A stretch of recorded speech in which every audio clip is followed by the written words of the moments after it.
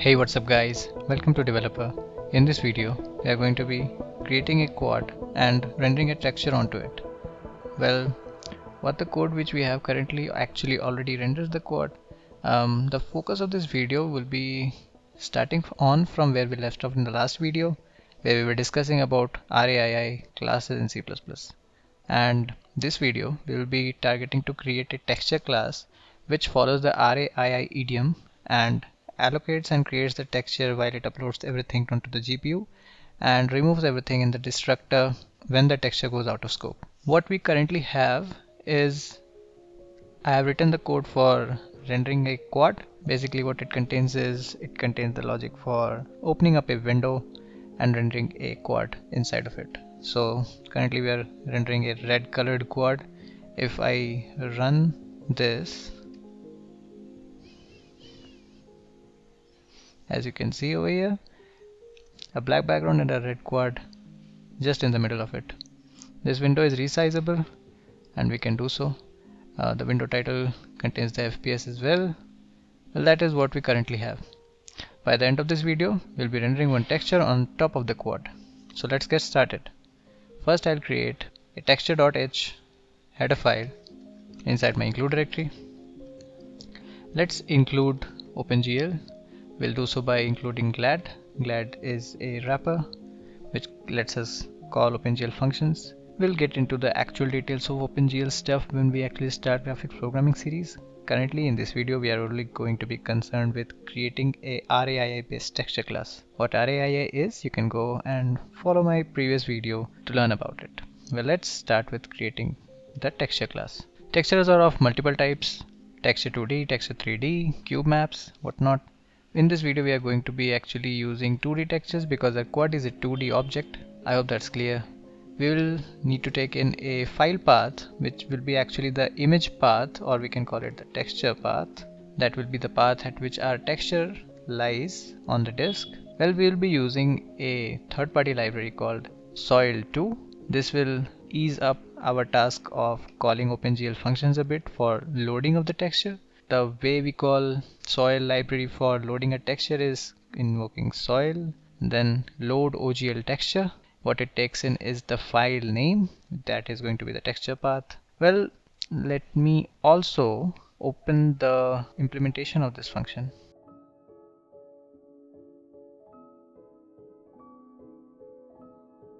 This here is the soil2 header file which contains the declaration of this soil2 load OGL texture function, and it also contains a documentation about what each parameter means and what should be provided. So for force channels, if we see 0, if we provide it a value of 0, it will be the actual image format itself. 1 for luminous, luminous alpha, then 3 RGB and 4 RGBA. If you're not aware of what channels mean, well, this refers to image channels, and we'll get into actual details when we start the graphics programming series. So I'll provide 0. Well, there is an enum we can use, soil load auto. If we see what this value is, so this is the enum. Soil load auto leaves the image in whatever format it was found. That's the documentation of it, and it defaults to 0, by the way. The next parameter which you need to provide is reuse texture ID. Its documentation says 0, generate a new texture ID, otherwise reuse the texture ID, overwriting the old texture. Well, we would want to generate a new texture ID every time we load in a new texture, so we will provide it a value of 0. Just like soil load auto, we can use an enum for this, which will be soil create new ID. Then we need to provide something called flags and signed int. What the documentation says, flags can be any of soil flag power 2, bitwise, or soil flag mip maps. So these are the different flags which you can provide it by bitwise oring it. Well, we'll currently provide it a flag of 0, no flag at all. And let's see what happens when we load the texture. Okay, this function now what it does, it handles the hard work of loading the image from the disk, interpreting it, storing it in the memory, your CPU RAM, and then uploading it onto the GPU and returning you an OpenGL texture handle. So this is what it gives. The return value is 0 if the process of loading the texture, maybe the file didn't exist, or if maybe the upload to the GPU failed, and then it will return a value of 0. So what we want is to check this value if it is 0 or not.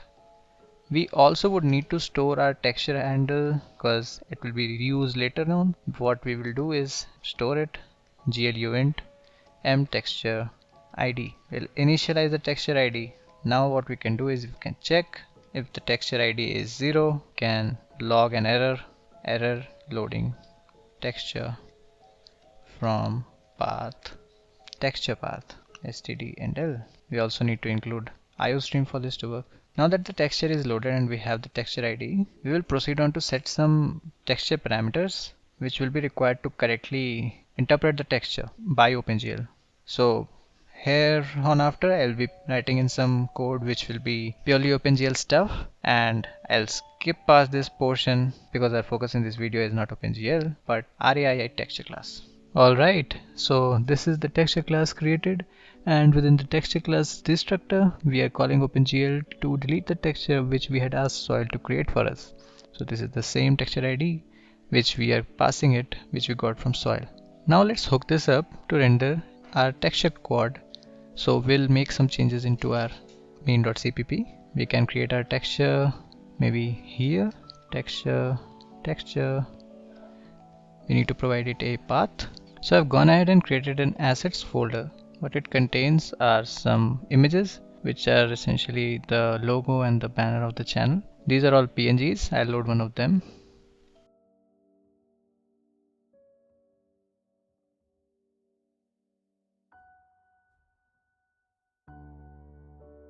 We'll also need to include the texture class include texture.h.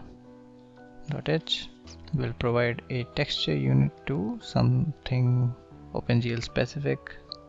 Again, some OpenGL stuff following up.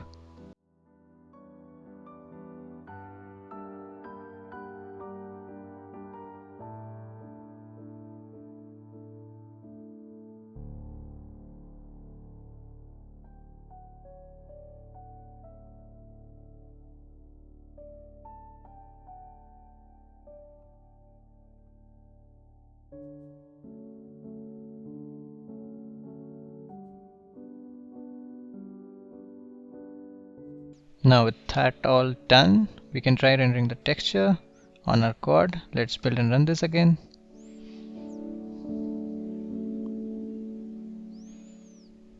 We get a linking error. Soil load OGL texture reference in function. Okay, so it is not able to load the implementation of soil. We can fix that. I believe soil 2 in our project is a CMake project itself. Yes, and it declares an add library command, the name of the library being soil2. We can simply do a target link libraries app and then soil2.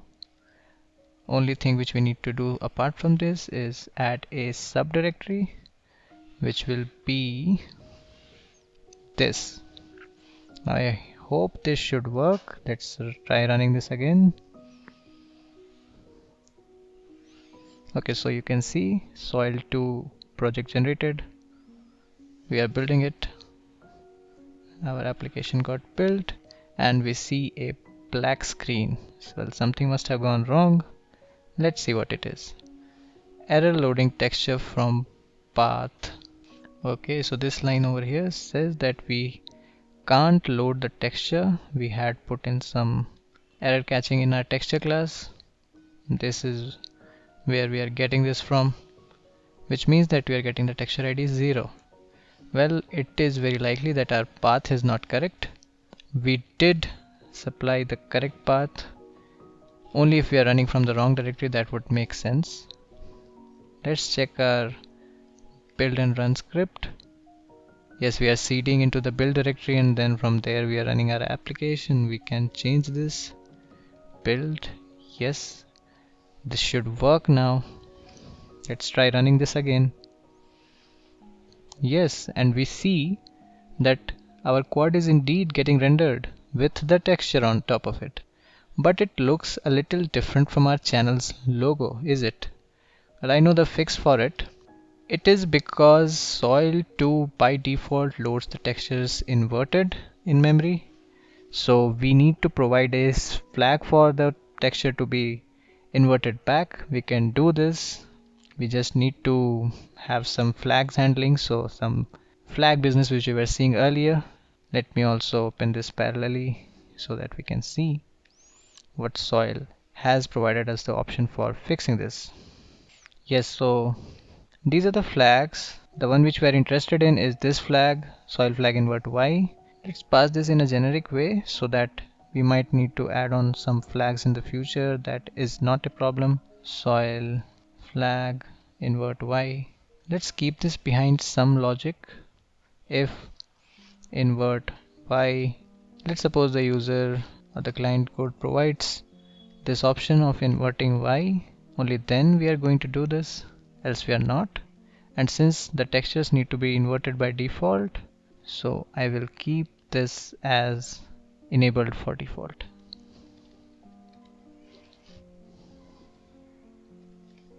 Alright, so we are setting the bool invert y to true. We are creating a flags inside of our constructor. We are checking if invert y is set. Then we will be doing flags or equals soil flag invert y. Well, we need to move this up. Now the only thing which we need to do is provide this flag instead of 0. Now this should work as expected, and we should see our channel's logo getting rendered properly. Alright, fix this. Now our channel logo is getting rendered properly. Well, if we see, this is the texture which we are rendering, channel logo. If we open the details, it's a 513 KB PNG. This is the channel banner. It's a bit larger, 1.18 MBs in size, and then there is another one, 839 KBs in size. So let's load two textures. So 1.18 MB and maybe this one, logo texture demo, 839 KBs, and we'll see how RAII is actually working. We'll see our memory usage, VRAM usage to be specific. Let's take a look into that. So we will create two textures instead of one. Let's name this one as channel logo. We'll duplicate it, channel banner demo.png, channel banner. We'll provide the texture unit to be 1. So now we are loading two textures, but since we have only one quad in our scene, we will be only able to see one texture at a time. So let's use the channel banner texture for now. All we need to do is change this to channel banner, and here as well. This should work. Let's build and run this. And we see that our channel banner is getting indeed rendered on the quad. Let's increase the window size so that it is clearer. We can increase the window size from here. Let's have a 720p resolution. Build and run this. And now we can see that our channel banner is getting rendered on the quad. Looks really cool, isn't it? Okay, now let's move all of this stuff in an anonymous scope. Let's add in a little scene.get. Open up our task manager before anything. So you can see we have AMD and NVIDIA GPUs. The one which will be currently used is AMD one because I have not specifically overwritten the settings for using the NVIDIA GPU for this application. Let's look into the memory usage. We'll track these values as we run our application. So let's build and run this. Switch to our task manager. So we started from 407 MBs to we are at 430 MBs. So our GPU is indeed getting used. Let's close the window. So we go down from 430 to 424 MBs. Well, that's a deallocation. We freed up some space, but not all. Well, we freed up some space more, 414, but still it's not back to 407 MBs. Why is that? I'll speak on this later, but you clearly saw that we were indeed releasing memory back.